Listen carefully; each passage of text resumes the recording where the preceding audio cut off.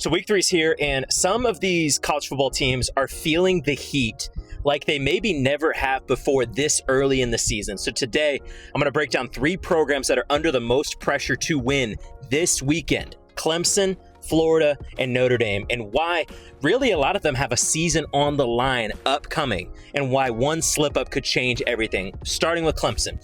They got Georgia Tech on the docket. They're 1-1, and a loss here drops them to 1-2, which could honestly derail them from ACC title hopes, college football playoff hopes, the whole thing. The offense has been uneven, and the quarterback rhythm really hasn't been there for Cade Klubnik, and that's a problem because Georgia Tech, I like their defense. It's sharp, it's aggressive. First-year defensive coordinator Blake Gideon is in town. Don't sleep on them. The running game we know is obviously there for the Yellow Jackets. They have a bunch of weapons that can wear you down in a lot of ways with power runs, misdirection, speed, anything that can really keep the clock moving and keep Clemson ultimately chasing. If Clemson cannot get quarterback play steady, if they cannot get that offense to find any sort of rhythm, if they cannot contain run game, this one could get away from them pretty fast. I know they're favored, but it's on the road. Hostile environment, turnovers, stalled drives. These are all things that have been brutal to Clemson to start the year.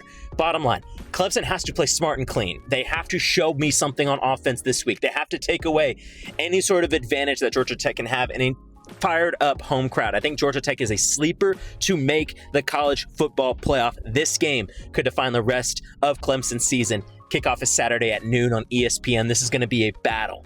Florida is under some serious pressure right now, and after dropping that close game to USF, they're 1-1 and heading into one of the toughest environments in all of college football, Death Valley at night. And the schedule only gets tougher from here. This feels like a must-win. 1-2 with what you have left puts you in, I think, a volatile position, a position that you cannot climb out of. The LSU defense is fierce, fiercer than USF's. The Florida offense does not look like what we thought it would under DJ Lagway this year. LSU is probably going to dominate the line of scrimmage. Florida has to play disciplined football. They can't turn it over. They can't have stupid penalties because LSU's offense, while maybe still shaking off some early rust, has plenty of weapons and can turn this game into a blowout quickly if you let them. The keys for Florida are going to be to control the clock, have a strong run game, try to limit some LSU playmakers, really muck it up a little bit, keep it low scoring, minimize mistakes. If they can do that, they can make this game a little sloppy, maybe not allow LSU to dictate some tempo. Otherwise, this one could slip away fast. Kickoff is prime time at 7:30. This one's going to be a war. And finally, Notre Dame is under some serious pressure heading into this week's game against Texas A&M. They're 0-1, had a bye last week, and really, I think they only have one mulligan left on their schedule if they want to keep playoff hopes alive. And basically, they're not a conference championship game, so every game matters from here, and going 1-2 early makes that path impossible if you lose another game, I think. Plus, the teams left on their schedule are talented, so there's not really an easy win coming. This is a big one that you could have on your resume.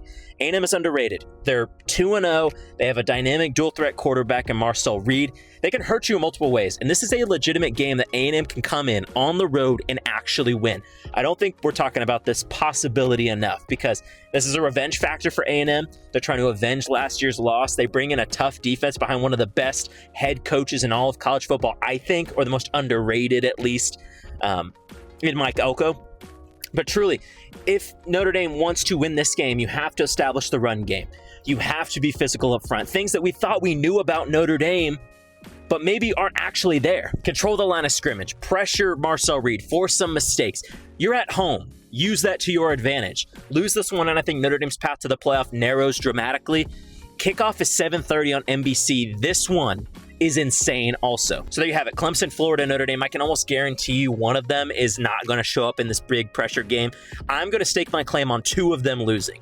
Florida is not winning that game. I do not see it unless if we have a massively different Billy Napier-led squad.